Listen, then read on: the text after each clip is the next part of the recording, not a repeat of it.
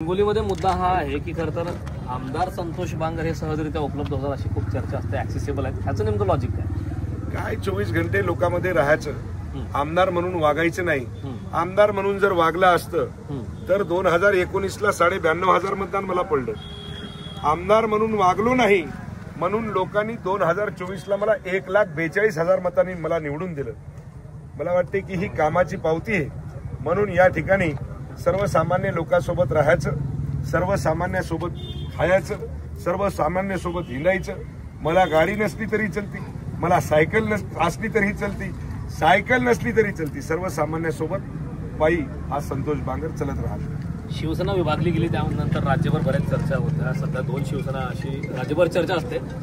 या ठिकाणचे खासदार सुद्धा आपल्याकडे येतील अशी चर्चा होती. तसं एक वक्तव्य तुमचं होतं, त्यावरती त्यांनी परत पायाखालची वाळू सरकली असं एक प्रत्युत्तर दिलं. काय सांग?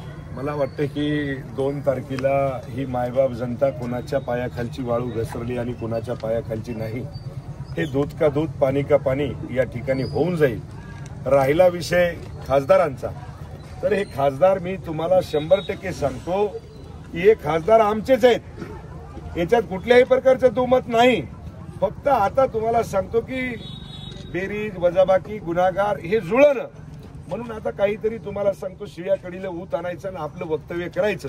हे मला वाटते की नागेश पाटील साहेब करायलेत. नागेश पाटील साहेबांना जे जे काही बोललं, मला वाटतंय मी जर एखादी क्लिप जर नागेश पाटील साहेबाची जर व्हायरल जर केली तर मला वाटते नागेश पाटलाला भूकंप